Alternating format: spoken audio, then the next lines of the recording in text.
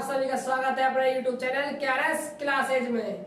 जैसा कि आपको मालूम है, हमने 12th क्लास फिजिक्स का चैप्टर नंबर 7 स्टार्ट किया हुआ है, जिसका नाम है विद्युत धारा का चुंबकीय प्रवाह। इस चैप्टर में हमारी जो हेडिंग थी बायो सावर्ट के अनुप्रयोग चल रहे थे, जिसमें हमने आपको फर्स्ट जो अनुप्रयोग था धारावाही वृत्ताकार कुंडली के कारण उत्पन्न चुंबकीय क्षेत्र में क्या करवा दिया था, वृत्ताकार कुंडली के केंद्र पर उत्पन्न चुंबकीय क्षेत्र कंप्लीट करवा दिया था। आज जो हमारे लिए हेडिंग होगी क्या होगी, वृत्ताकार कुंडली की अक्ष पर उत्पन्न चुंबकीय क्षेत्र की गणना। तो आ जाओ दोस्तों, बहुत ही इंटरेस्टिंग टॉपिक आज का, ध्यान से समझना है। देखो हेडिंग क्या है हमारी, कुंडली की अक्ष पर स्थित बिंदु पर चुंबकीय क्षेत्र की गणना। ओके फ्रेंड्स, आगे देखिए। अब देखो दोस्तों, मैं आपको बात बताने वाला हूं, जो हेडिंग लिखी है मैंने आज आपके सामने, कुंडली के अक्ष पर स्थित बिंदु पर चुंबकीय क्षेत्र की गणना। तो मैं आपकी जानकारी लिए बात बताना चाह रहा हूं, आप कहीं पर भी जाकर आप इस टॉपिक को पढ़ोगे तो अधिकांश क्या 100 में से 70% जो टीचर है इस टॉपिक को क्या पढ़ाते हैं, गलत पढ़ाते हैं।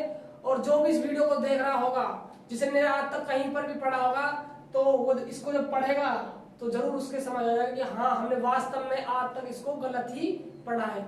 लेकिन आज हम आपको इसको सही पढ़ाएंगे, देखना कैसे पढ़ाते हैं। देखो आ जाओ सब एक साथ, आपका ध्यान से बोर्ड पर होना चाहिए, ठीक है। अब देखो हेडिंग हमारी, कुंडली की अक्ष पर स्थित बिंदु पर चुंबकीय क्षेत्र की गणना। हमारी कुंडली जो डिजाइन की हुई है हमने, उसको ले आते हैं आपके सामने। देखो मैंने जब केंद्र को निकाला था तो जो अपनी वृत्ताकार कुंडली थी, मैंने आपको इस प्रकार रखा था, ठीक है, रख दिया था इसी प्रकार। मैंने आपको बताया था समतल रखूंगा जब तक मैं केंद्र की बात करूंगा, और जब मैं किसी बात करूंगा अक्ष की, मुझे अक्ष दिखाना है। देखो ध्यान से देखना दोस्तों, है ना। देखो ये अपना अक्ष हो गया, यदि मुझे अक्ष दिखाना होगा तो मैं कैसे रखूंगा इस कुंडली को, अंडाकार तो बनाऊंगा। अंडाकार कैसे बनाऊंगा, देखो ध्यान से, डायग्राम बहुत ज्यादा इंपॉर्टेंट है धारा के लिए, इसमें हम स्पेस छोड़ देते हैं। नजर आ रहा होगा वो 3D में, ठीक है, उभरी हुई सी, थोड़ा सा सही प्रकार से मारते हैं डायग्राम।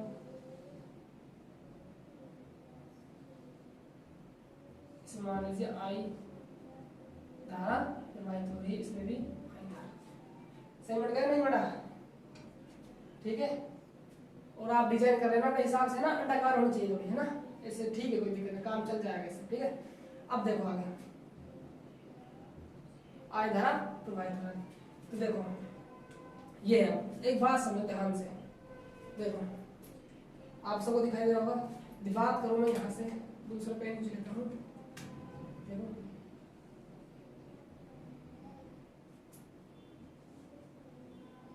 क्या होगा इसकी अक्ष, क्या होगा दोस्तों, अक्ष।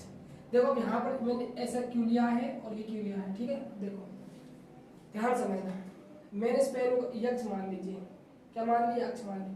तो आपको जो ये वाला हिस्सा है, जहाँ मैंने यहाँ से जो पीछे बैकवर्ड हिस्से, जो इसको पकड़ रखा है पीछे वाला हिस्सा, तो आपको ये दबा हुआ लगा होगा इससे।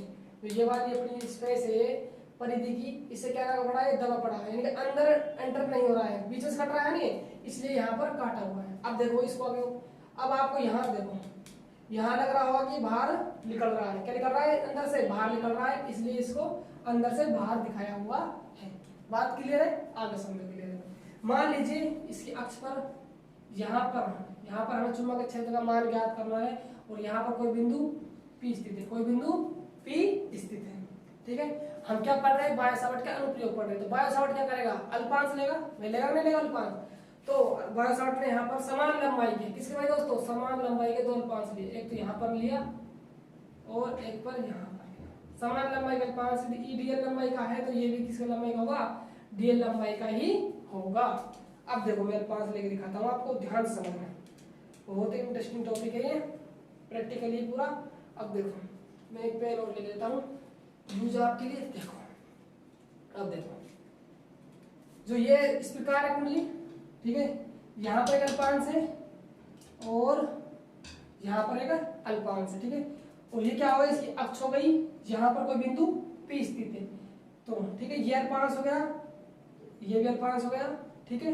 तो जो यहाँ से यहाँ मान लीजिए ये इसका क्या है, केंद्र है, यहाँ से कितनी दूरी पर है बिंदु, x दूरी पर है, इसको मान लीजिए कितनी दूरी पर है, ये x दूरी पर ये बिंदु P स्थित है, ठीक है। अब अल्पांश से कितनी दूरी पर होगा भाई, ये भी अल्पांश है, ठीक है। ये थीटा कोण बनाता हुए, ठीक है, ये भी थीटा कोण बनाता, ठीक है। अब देखो बात समझ आ गई। अब देखो अब क्या होता है, अब देखो ध्यान से, मैं जो वृत्ताकार कुंडली है उसकी त्रिज्या क्या मान रहा हूँ, कैपिटल R। ये भी क्या हो जाएगी दोस्तों, कैपिटल R हो जाएगी, होगी नहीं होगी, इसको मान लो वृत्ताकार कुंडली का केंद्र, ठीक है। अब देखो आगे, अब बताओ दोस्तों ये दूरी कितनी हो जाएगी, ये वाली जो दूरी है अपनी ये कितनी हो जाएगी भाई, जो एंगल बना यहाँ 90 डिग्री, ये कितना होगा 90 डिग्री होगा, ठीक है। अब देखो ये दूरी बताओ, ये दूरी कितनी होगी भाई, देखो ये 90 डिग्री, जो भी त्रिभुज में 90 डिग्री आ जाता है वो त्रिभुज कौन सा जाता है, समकोण त्रिभुज हो जाता है। ये तो समकोण थे, इसको मान लीजिए आप एंगल को, इसको फाई मान लीजिए, इसको क्या मान लीजिए फाई, सेम एंगल बढ़ेगा भाई, सेम अल्पांश से सेम दूरी पर है, सेम एंगल बढ़ेगा।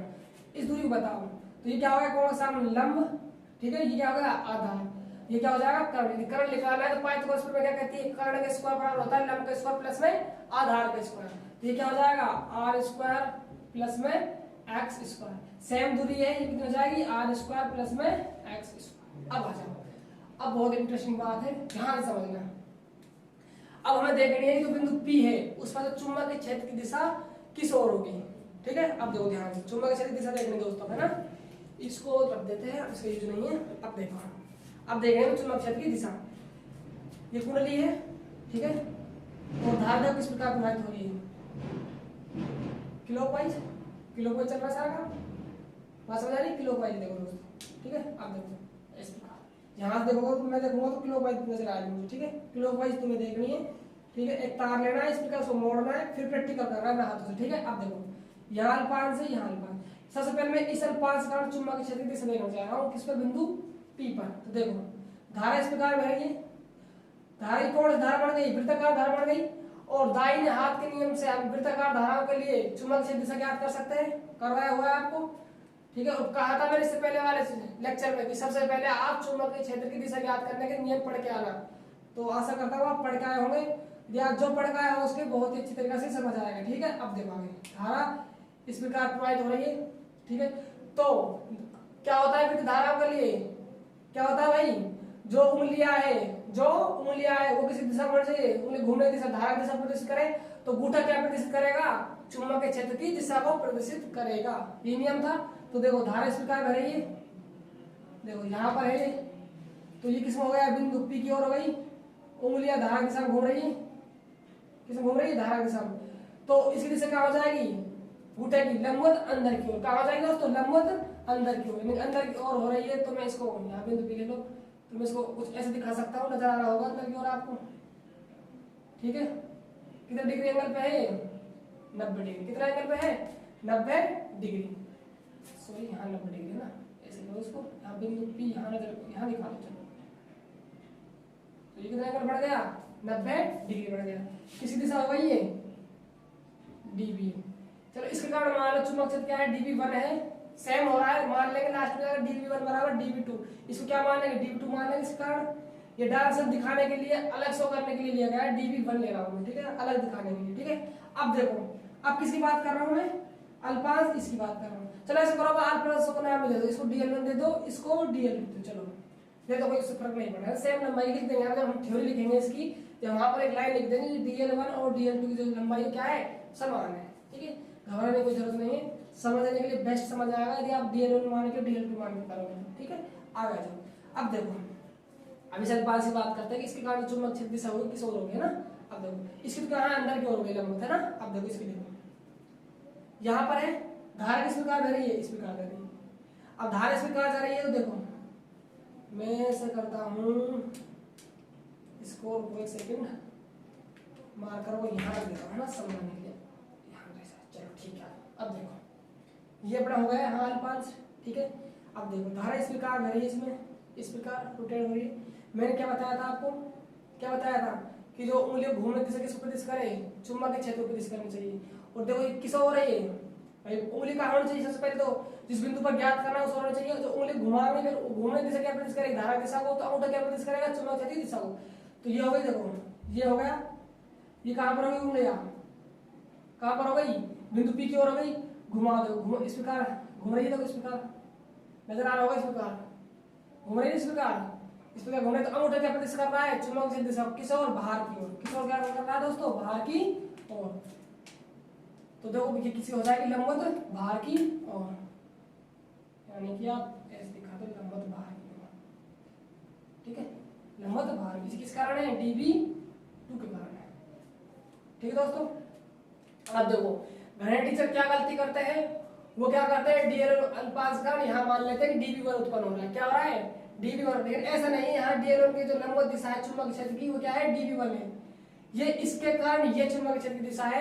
लोग बाग क्या करते हैं, अधिकांश टीचर क्या करते हैं और स्टूडेंट भी इसको यही मानते हैं, अधिकांश क्या समझते हुए कि जो dv1 है वो अल्पांश dl2 के कारण क्या है, उत्पन्न चुंबकीय क्षेत्र की दिशा है। लेकिन ऐसा नहीं दोस्तों, dl1 के कारण dv, लेकिन क्या होगी दोस्तों, dv1 होगी, ठीक है, बात क्लियर है। अब आगे समझो, मैं इस अक्ष को थोड़ा आगे की ओर बढ़ा रहा हूँ, ठीक है। अब मैं जो चुंबकीय दिशा है इनको क्या कर रहा हूँ, घटकों के रूप में विभाजित कर रहा हूँ। क्या करते हैं इस कंडीशन में, जब दो दिशा आ जाती है क्या करते हैं दोस्तों, घटकों में विभाजित करते हैं। देखो घटकों में कर दीजिए, ये क्या हो जाएगा, इसका दूसरा पेन यूज लेते हैं ना समझने के लिए। ये क्या हो जाएगा, ऊर्ध्वाधर घटक हो जाएगा। ये क्या हो जाएगा, ऊर्ध्वाधर घटक हो जाएगा।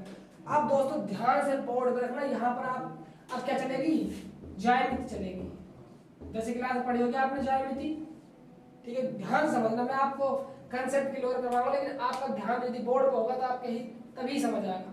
मान लीजिए ये एंगल कितना होगा दोस्तों, ये एंगल, इस एंगल की बात करना चाह रहा हूँ मैं आपसे, किसकी, इस एंगल की। अब देखिए मैं यहाँ पर अलग से आपको शो करवा रहा हूँ, देखो इस पॉइंट को ले रहा हूँ मैं, पी को, ठीक है। ये लाइन एक ऐसे है, डॉट डॉट करके ऐसे है, ये ऐसे है, ये एंगल देखो आपको नजर आ रहा होगा फाई है, ठीक है, क्लियर है बात। ये एंगल कितना नजर आ रहा है आपको, π/2 है। बात कर रहा हूँ मैं इस एंगल की, ठीक है। अब ध्यान दीजिए, ध्यान से समझिए दोस्तों, मैं कह रहा हूँ ये एंगल कितना होगा, जो एंगल है कितना हो जाएगा, 90, इसलिए चल डायरेक्टली 90 माइनस का फाई होगा, कितना होगा, 90 माइनस का फाई होगा। अब देखो कैसे हुआ उसको ध्यान से समझो भाई। यदि मैं कंप्लीट इस एंगल की बात करूँ, इस कंप्लीट एंगल की, ये एक सरल कोण बढ़ गया, और सरल कोण का मान कितना होता है सरल रेखा पर, 180। तो 180 डिग्री तो मान है कंप्लीट किसके ऊपर डिपेंड है, ये फाई हो गया, यहाँ तक फाई इतना कितना है, π/2 है। इसको आप मान लीजिए कुछ के मतलब से x मान लीजिए, क्या मान लीजिए, इसको एंगल को x डिग्री मान लीजिए, ये हमें ज्ञात करना है, ठीक है। अब देखो इधर जाएगा, ध्यान 90 बचेगा, π/2 यहाँ चल जाएगा ना, 90 बच जाएगा, और ये फाई इधर आ जाएगा, इसका फाई x जो कितना जाएगा, 90 माइनस का फाई है, ठीक है। अब आगे देखो, यदि बात करूं मैं इस एंगल की, किस वाले एंगल की, इस वाले एंगल की, ठीक है। डायग्राम दोबारा मिटा रहा हूँ, दोबारा शो कर रहा हूँ, ध्यान से समझना। इसको समझा रहा दोस्तों, इसको नहीं समझाऊं क्योंकि इससे ही क्या आएगा, ये सेम प्रोसेस है इसके लिए भी, है ना। इसको जरा ध्यान समझ लो आप, बस उसमें कोई प्रॉब्लम नहीं आएगी। देखो इसमें क्या होता है, अब देखो आप, ये फाई हो चुका है, ये π/2 है ही, और ये कितना आ चुका है, यहाँ से 90 माइनस का फाई आ चुका है। ठीक, मैं बात कर रहा हूँ सिर्फ इस एंगल की, किस एंगल की, इस एंगल की। अब ध्यान से देखो दोस्तों, मैं यदि इस एंगल की बात करूँ, इस वाले एंगल की, इस वाला एंगल है, इसकी बात करता हूँ, ये एंगल कितना हो जाएगा, 90 डिग्री। ये 90 डिग्री हो गया ना, कंप्लीट 90 है, ठीक है। अब मुझे इसमें से क्या घटाना है, ये घटाना है, तो 90 ये कितना है प्लस का फाई, तो जो एंगल बचा ये 90 माइनस फाई कंप्लीट 90 है, ये 90 माइनस फाई तो कितना बचने वाला है, सीधी बात है 90 फाई बचेगा, सॉरी, तो ये 90 माइनस फाई हो गया इतना एंगल, ये कंप्लीट 90 है, तो कितना बचने वाला है, फाई बचने वाला है। क्या बचने वाला है दोस्तों, फाई बचने वाला है। अब आ जाओ, देखो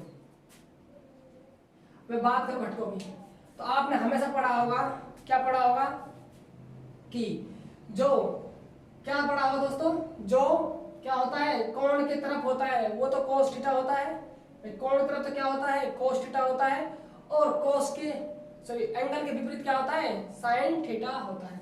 cos की सॉरी थीटा की तरफ तो सॉरी है ना, ध्यान से देखो मिस्टेक हो रहा है, ध्यान से देखना, थीटा के तरफ, थीटा की तरफ तो cos होता है, लिख देता हूं यहाँ कोण की तरफ तो होता है cos थीटा, ठीक है।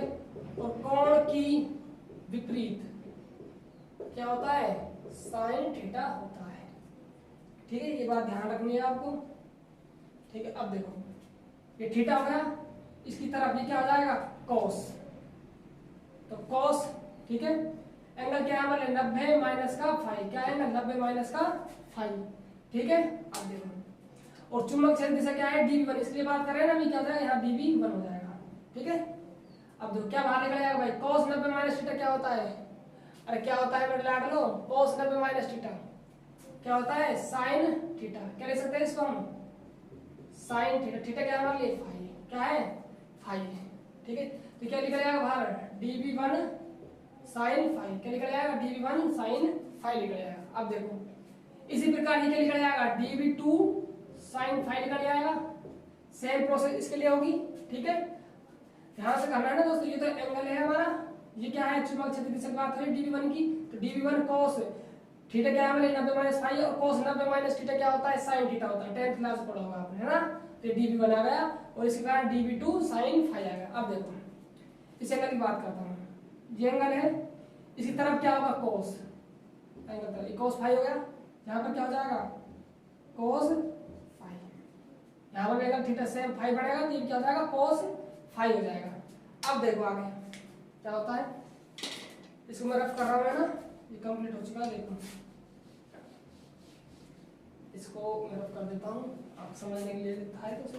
अब देखो आगे, देखो ये किसके कारण था, dv1 के कारण है, इसको आप dv2 के कारण है तो dv2 लिखता हूँ, दिक्कत और दिक्कत। आगे देखो, अब देखो जो ऊर्ध्वाधर घटक है वो देखो एक की दिशा ऊपर है एक की दिशा नीचे है, यानी कि समान परिणाम में है, दिशा क्या है दोनों के आपस में विपरीत है, तो ऐसी कंडीशन में क्या करेंगे, एक दूसरे के प्रवाह को निरस्त कर देंगे। कहने का मतलब ये है, ऐसे समझो एक रस्सी है, एक रस्सी इस तरफ और इस तरफ समान ताकतवर इंसान खड़े हुए हैं, वो रस्सी को क्या कर रहे हैं, खींच रहे हैं। तो ये बताओ कि उनमें से कोई सा जीतेगा, बिल्कुल नहीं जीतेगा, क्योंकि जितनी ताकत इस ओर है उतनी ही ताकत रस्सी के उस ओर है।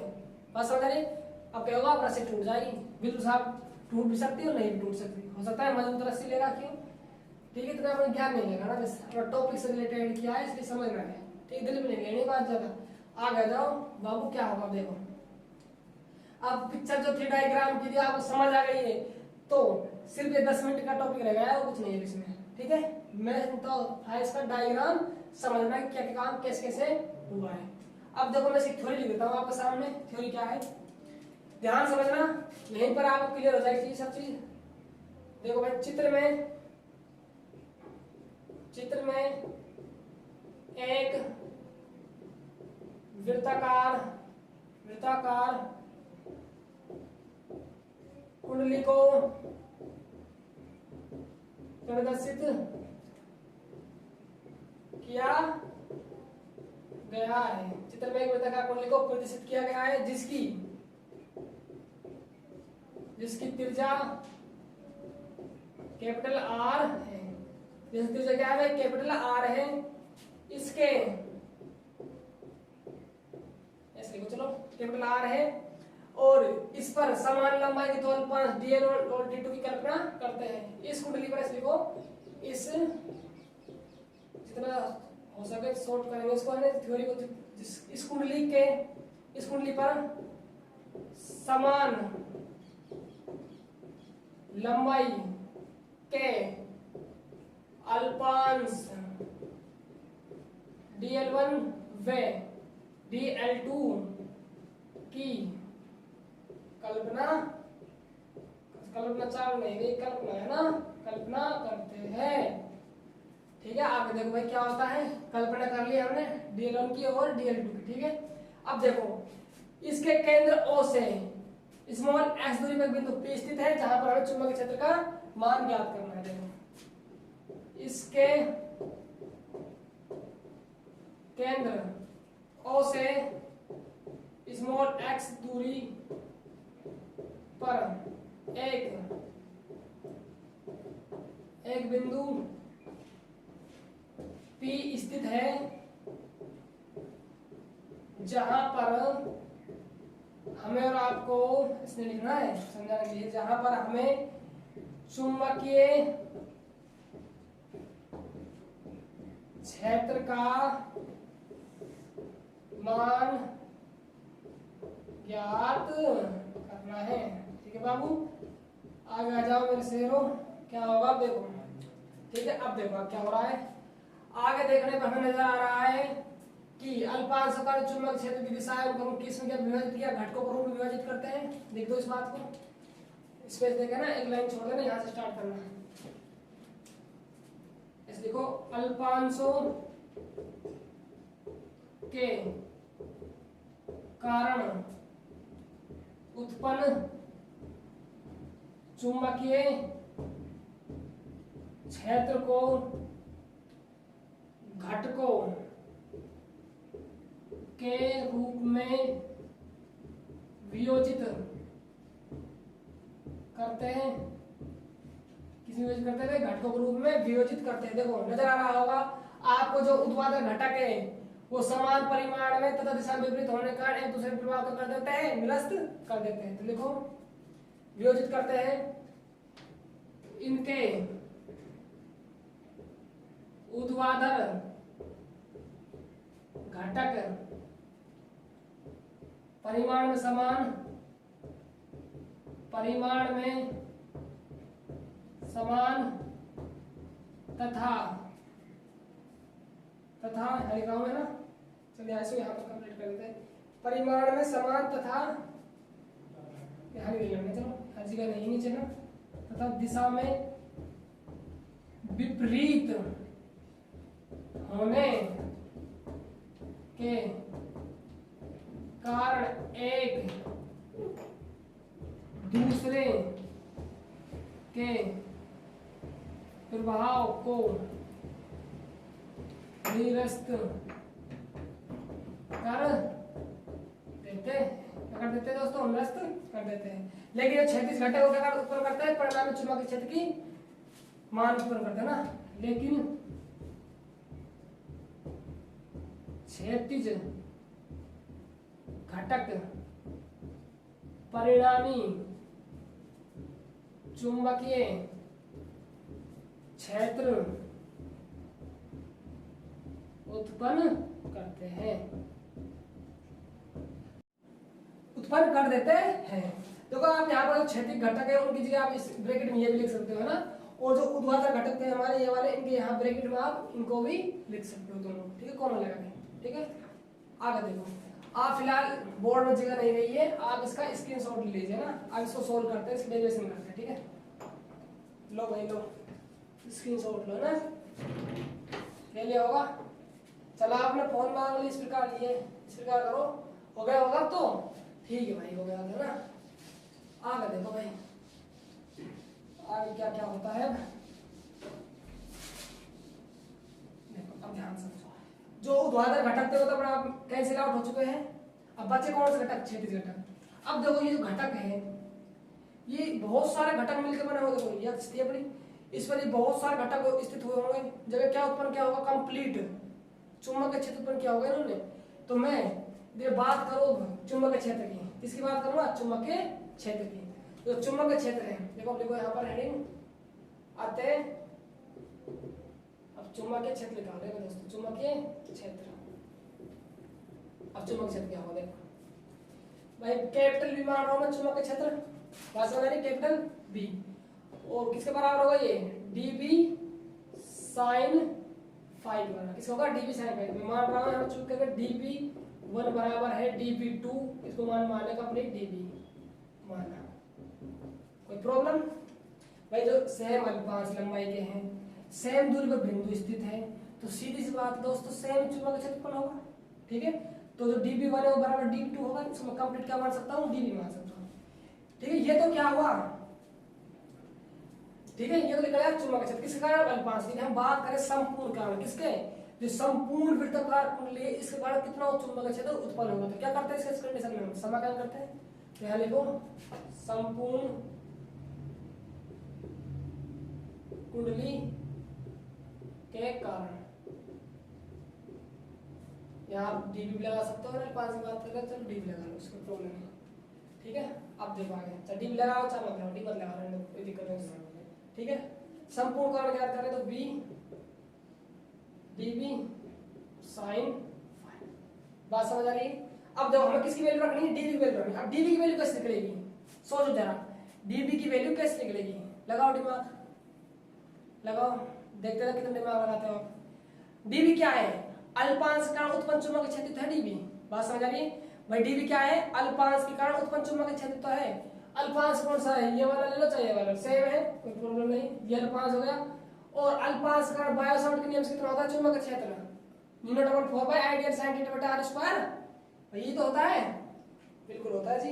लगा दो इसमें, देखो अब क्या लगाएंगे, बायो सावर्ट के नियम से, किससे भाई, बायो सावर्ट के नियम से। तो नियम क्या है इसका, डीवी बराबर new not upon 4 pi I DL sine theta, ये क्या है यहाँ पर, आइडियल साइन थीटा, ये थीटा माने हुआ है ना हमने, साइन थीटा, ठीक है, बटा में, बस हो जाए आइडियल साइन थीटा बटा में आर स्क्वायर। आर क्या है हमारे लिए, ये है भाई, ये दूरी तो है 5 से, क्या करना है इसका स्क्वायर करना है, यानी कि आर स्क्वायर प्लस में एक्स स्क्वायर क्या करना है, होल स्क्वायर करना है। सोल्व करो, ये बराबर 4 पाई आई डीएल साइन, यहाँ से निकल जाएगा आर स्क्वायर प्लस में एक्स स्क्वायर। अब बताओ कि यहाँ थीटा कितना होगा, अब आएगा मजा, कहानी जब ट्विस्ट है, अब आया कहानी का मजा। अब बताओ यहाँ पर थीटा कितना होगा, सोचो जरा, लगाओ दिमाग से अपना, दो जवाब, 0 डिग्री दो, कोई 80 डिग्री, कोई 180, कोई 90। अब बताओ थीटा है क्या, थीटा यही तो है जो अल्पांश से इस बिंदु तक का जो कोण बना हुआ है, ये तो थीटा है, ये क्या है यहाँ पर थीटा है। अब बताओ दोस्तों थीटा कितना होगा, अब आएगा मजा, बताओ थीटा कितना होगा, नहीं पता, देखो मैं बताता हूँ, ध्यान सुनना, थीटा होगा 90 डिग्री, कितना होगा 90 डिग्री, चौके होंगे 90 डिग्री कैसे हो रहा है, लेकिन चौकना नहीं, मैं समझाता हूँ आपको, देखो कैसा हो रहा है 90 डिग्री, ध्यान समझना, ये अपना हथियार है जो हम यूज ले रहे हैं डायग्राम, इस टॉपिक से है ना, रिलेटेड है डायग्राम का, जहाँ यूज ले गया अपन, देखो ध्यान समझना, यहाँ पास मैंने ऐसा लगा हुआ है, अरे मेरे लाडलू ध्यान समझना है ना, कभी ये चीज बहुत अच्छी है समझने वाली, प्रैक्टिकल करवा रहा हूँ मैं आपको यहाँ पर, ठीक है। ये अपनी अक्ष हो गई, यहाँ बिंदु P स्थित है, यहाँ रखा हुआ है बिंदु, देखो यहाँ रखा हुआ है बिंदु, ठीक है, और ये क्या होगा, इससे दूरी हो गई, ये दूरी जो, ठीक है, ये हो गई दूरी। तो अब बताओ जो ये एंगल आपको कितना नजर आ रहा है, देखो यहाँ देखो, अरे बताओ कितना नजर आ गया, देखो 90 डिग्री, कितना आ गया 90 डिग्री। नीचे देखो जरा, यही बहुत इंपॉर्टेंट है दोस्तों, 90 डिग्री क्यों हो रहा है, अल्पांश यहाँ पर ये अक्ष में, यहाँ बिंदु है P, देखो ये, तो नजर देखते हो तो कैसे नजर आएगा, ये 90 डिग्री, कैसा आएगा 90 डिग्री। तो जो यहाँ पर एंगल हो रहा है ये कितना बन रहा है 90 डिग्री। तो मैंने वहाँ डायग्राम इसलिए इसमें नहीं किया था क्योंकि मैं आपसे पूछने वाला था कि एंगल कितना होगा, अब तो यहाँ एंगल कितना होगा 90 डिग्री, ठीक है।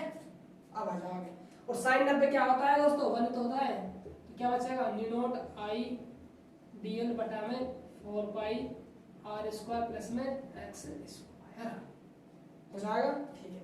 अब डी की वैल्यू किसको मान लो आप, समीकरण 1 मान लो, तो समीकरण 1 में डीवी की वैल्यू रखने पर है ना, लिख दो यहाँ पर, यहाँ देखो यहाँ खत्म हो चुका है ना, समीकरण 1 में डीवी का मान रखने पर, रख दो भाई, बी बराबर डी की मान है, कांस्टेंट राशि में समाकलन से बाहर ले रहा हूँ एक साथ, ठीक है। देखो कांस्टेंट क्या है, न्यू नॉट आई कांस्टेंट है, बटा में जो 4 पाई कांस्टेंट है, R square plus X square constant है, और साइन फाई भी कांस्टेंट है, फाई है ना, बचा क्या है बस डीएल, लंबाई का समाकलन करेंगे हम, ठीक है, ठीक है। देखो कुछ गलत तो नहीं कर दिया, न्यू नॉट आई रख दिया, 4 पाई रख दिया, ये रख दिया, वहां पर रख दी इसकी वैल्यू, साइन फाई बाहर ले लिया, ठीक है, कोई प्रॉब्लम नहीं। अब देखो, और डीएल कितना हो जाएगा भाई दोस्तों, डीएल बताओ क्या है, कुंडली है, और डीएल क्या है, छोटे छोटे पास मिलकर बनी है, तो क्या हो जाएगी प्रति परिधि, बता जाता है ना, इसमें कोई ज्यादा चर्चा का विषय है नहीं खास, समझ आ रहा होगा आपको। तो न्यू नॉट आई अपॉन में 4 पाई आर स्क्वायर प्लस में एक्स स्क्वायर साइन फाई हो जाएगा 2 पाई आर, कैपिटल आर क्यों लिया है? क्योंकि त्रिज्या कितनी है? कैपिटल आर ली हुई है। अब देखो आगे, अब देखो मैं इस चल रहा हूँ बॉक्स में बंद करते हुए, यूजी का नहीं है ना, डेरिवेशन थोड़ी बड़ी है।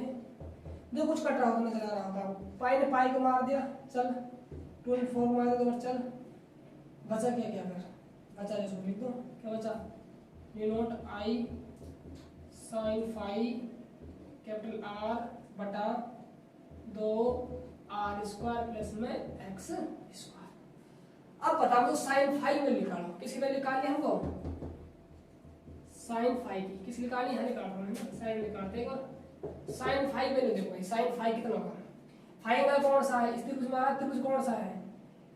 इसको नाम दे दीजिए आप, चाहे क्या क्या नाम दे दिया इसको? ए नाम दीजिए, कैपिटल ए दे दीजिए और ये पी होगा, ठीक, कोई दिक्कत नहीं। कौन त्रिभुज बन गया? ए ओ पी, ए ओ पी। फाइव ये रहा, कौन सा लंब हो गया? ये क्या हो गया? आधार हो गया। हमें निकालना क्या है? Sine five. और साइन थीटा क्या होता है? लाल बटे का कस, लंब बटा कर्ण होता है। क्या होता है भाई? लंब बटा कर्ण होता है। लंब क्या है हमारे लिए? तो थीटा सामने वाली भुजा क्या होती है? लंब होती है। लंब क्या है हमारे लिए? आर है। और कर्ण सबसे बड़ी भुजा होती है समकोण की। समकोण में क्या है? आर स्क्वायर प्लस में एक्स स्क्वायर। ओके, ठीक है। देखो लिखता हूं यहां पर, समकोण समकोण त्रिभुज ए ओ पी से, चाहे लिख दो आप ए पी से, ठीक है। बीच वाले वाले की बात कर रहे हैं, ठीक है, पी से ले रहे हैं। तो देखो क्या हो जाएगा? साइन फाइव, लंब क्या है? आर है, कर्ण क्या है? रूट में आर स्क्वायर प्लस में एक्स स्क्वायर, ठीक है। अब यहाँ से देखो, अब देखो वैल्यू रख देते हैं, भी बराबर न्यू नॉट आई अपॉन 2। अब देखो रूट का मतलब क्या होता है? घात आदि, और इसका मतलब क्या है? घात एक घात आधार समान हो जाएगा, दोनों घात जोड़े कितनी हो जाएगी? 3/2 हो जाएगी, डेढ़ घात हो जाएगी ना, डेढ़। आर ये रहा, साइन फाइव वैल्यू कितनी निकाली? आर रख दिया, क्या हो जाएगा? आर स्क्वायर, एक आर पहले से ही निकाल रहा, आर स्क्वायर, और बटे में क्या चल रहा है? एक घात इसकी और आधी घात इसकी, कितनी हो जाएगी? डेढ़ घात। डेढ़ घात किस लिखते हैं? आर स्क्वायर प्लस में एक्स। देखो दोस्तों घात कितनी हो जाएगी? 3/2, यानी घात 1.5 हो जाएगी। ये क्या आ गया हमारा? अक्ष पर उत्पन्न चुंबकीय क्षेत्र का मान आ गया। देखो किस पर गए? अक्ष पर। अब देखो यदि बात करो इस कुंडली में कितने फेर हो समान लंबाई के, जिस प्रकार में केंद्र पर लिखा होता है n फेर हो, तब क्या होगा? देखो यदि समान लंबाई के n फेरे हो तो क्या हो? n फेरे हो तब क्या हो? देखो v अक्ष n से मल्टीप्लाई कर देंगे भाई, बताया था ना पेन वाला एग्जांपल से, ठीक है। तो ये अपना क्या निकलेगा? n फेरे को लिखिए फॉर्मूला, ठीक है दोस्तों। आप अब आगे चलते हैं, कुछ विशेष स्थितियां हैं उनके बारे में पढ़ते हैं। फिलहाल आप इसका स्क्रीनशॉट ले लीजिए, ले लिया होगा, चलो ठीक है। अब देखो आगे विशेष स्थितियां हैं उनके बारे में चर्चा करते हैं। अगले हेडिंग क्या है? विशेष स्थितियां। विशेष स्थितियां, ठीक है। देख लेना थोड़ा हिंदी में, कुछ गलत लिखा होता है ना। अब देखो विशेष स्थिति क्या होगी। तो पहली स्थिति क्या है? यदि x बराबर क्या हो जाए? 0। यदि क्या हो जाए? x बराबर 0। कहने का मतलब क्या है? x बराबर 0 मतलब क्या है? x की दूरी है केंद्र से लेकर उस बिंदु p तक की दूरी है। यदि x ही 0 हो गई, यानी कहने का मतलब क्या आ गया? अरे बिंदु p कहाँ का है? सीधी बात है, सेंटर पे आ गया भाई, सेंटर पे तो आएगा। यानी कि फॉर्मूले से देखें उससे b वाले से, तो क्या आ जाएगा? New not I R square, क्या करनी है हमें? 2 गुणा आर स्क्वायर प्लस में क्या करना है? x बराबर क्या रखना है? 0 घात 3/2। तो देखो आ गई b बराबर new not I R square बटा में 2। अब देखो यहाँ पर ये क्या हो जाएगा? आर स्क्वायर घात 3/2 हो जाएगी, होगी नहीं होगी भाई? बिल्कुल होगी। आगे देखो new not I R square, देखो इस 2 ने 2 को मार दिया, कितना बचेगा यहाँ से? आर क्यूब बचेगा। आर स्क्वायर इसको मार दिया, क्या बचेगा? एक आर बच जाएगा, यानी न्यू नॉट आई अपॉन में 2। तो नजर आ रहा है फॉर्मूला? आ रही है कुछ इसकी याद आपको? अरे याद आ रही है किसकी? अरे तो कहाँ पर निकाल दिया हमने चुंबकीय क्षेत्र, केंद्र पर निकल गया। अरे कहाँ पर निकल गया ये, केंद्र पर निकल गया। तो कहने का मतलब ये है जो हमारे अक्ष वाले जो डेरिवेशन है उससे हम जो केंद्र पर चुंबकीय क्षेत्र निकल रहा है उसकी गणना कर सकते हैं। ठीक है, x बराबर 0 कर। अब देखो ये तो हो गई फर्स्ट स्थिति। अब देखो सेकंड क्या होने वाली है। सेकंड समझ, यदि r बराबर क्या हो 0, क्या हो दोस्तों, r बराबर क्या हो 0। r बराबर 0 मतलब क्या है कि जो हमने वलय ली है वो क्या है, उसकी जो दूरी है, कहने मतलब वलय है तो क्या होना चाहिए बिंदु न्यूनतम। ये तो मतलब है, अरे मतलब यही मतलब है ना दोस्तों। तो मैंने r क्या कर दिया 0 कर दिया, r क्या कर दिया 0 कर दिया, तो जो वलय है बिल्कुल वो क्या बन गई, बिंदु न्यूनतम बन गई, बनी। उस कारण कितना चुंबकीय क्षेत्र होगा, देखो r यदि r बराबर क्या हो जाए 0, तो देखो ऊपर वाला 0 तो यहाँ से वैल्यू निकल कर आएगी तो कंप्लीट क्या जाएगा b 0 हो जाएगा, क्या जाएगा 0।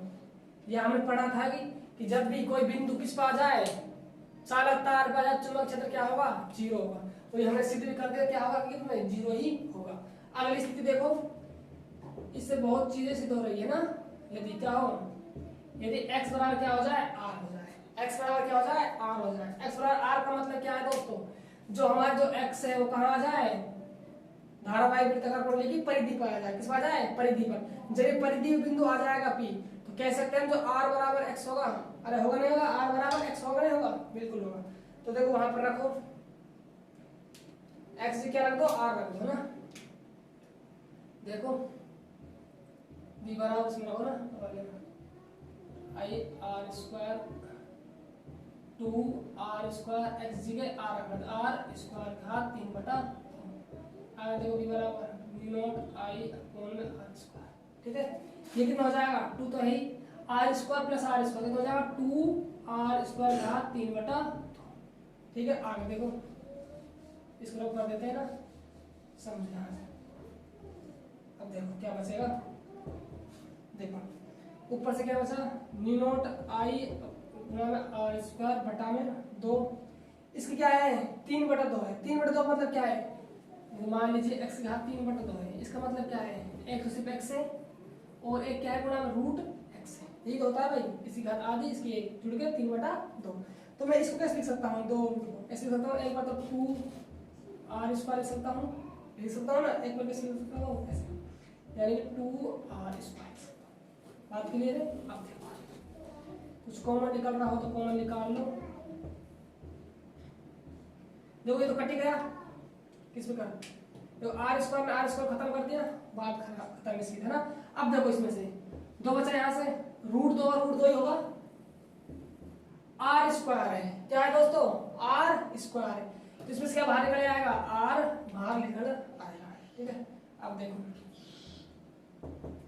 कुछ बढ़ रहा हो तो देखो 1/2 रूट 2 है ना, म्यू नॉट आई अपॉन में 2r, उसमें लिखा है तो ध्यान समझना, म्यू नॉट आई बटा में r, रूट 2 को बाहर ले लिया 2r।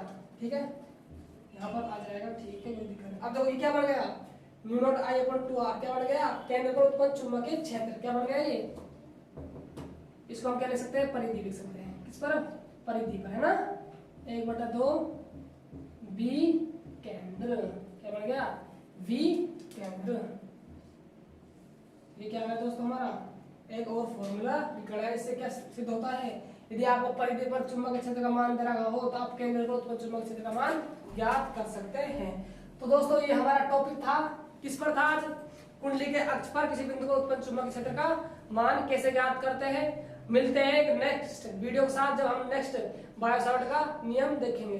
तो बाय बाय, टेक केयर। आप फिलहाल इसका स्क्रीनशॉट ले लीजिए। यदि आपको हमारे वीडियो अच्छे लगते हैं तो आप लाइक कीजिए और चैनल को सब्सक्राइब कीजिए, जिससे कि जो आपको आने वाली जो वीडियो है उसके लिए उसकी वीडियो मतलब आपके पास सबसे पहले पहुंच सके।